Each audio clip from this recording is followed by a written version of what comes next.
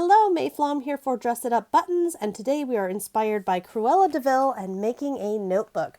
For this project, you're going to want some acrylic paint and brushes, a notebook, some paper with a sentiment on it, and of course your Cruella button available as a single or in a 3-pack that you see here, and some adhesive.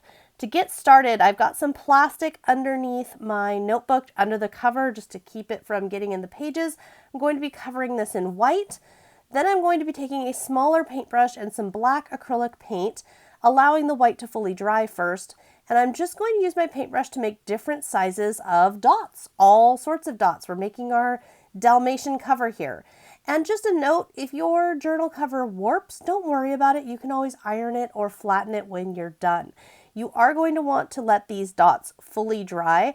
I recommend doing some big, some small, just kind of put some all over the place, and then remember that the smaller ones you can also always add to them later. You can always bring in additional dots, size, and color. And again, once you are finished with your Dalmatian creation, you are going to want to let this fully dry. This needs to be completely dried before we take on our next step. And while we're waiting, we can do two different things. First of all, we're going to remove the shank from Cruella. This is because I want this button to lay flat. So I'm taking a pair of scissors. If you have a shank cutter, you have a craft tool of some type that's good for that, that's great. Just be careful that you're using an appropriate pair of scissors. If you need to sand it down a little bit, just get a sanding block out and sand a little bit and you are ready to go.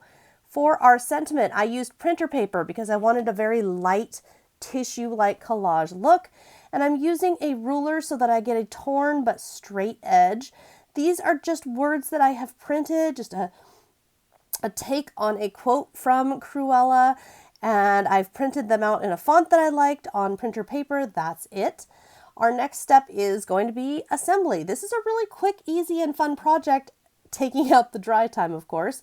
I'm using a liquid adhesive that can be sort of like a decoupage medium. So if you have some kind of collage medium, decoupage medium, that's great too. I coated the entire back of the paper, lay the strips across, and I'm just kind of angling them so that the words are going to be going across. And you'll notice you can see our Dalmatian dots through. That's why I'm using this paper. I want that.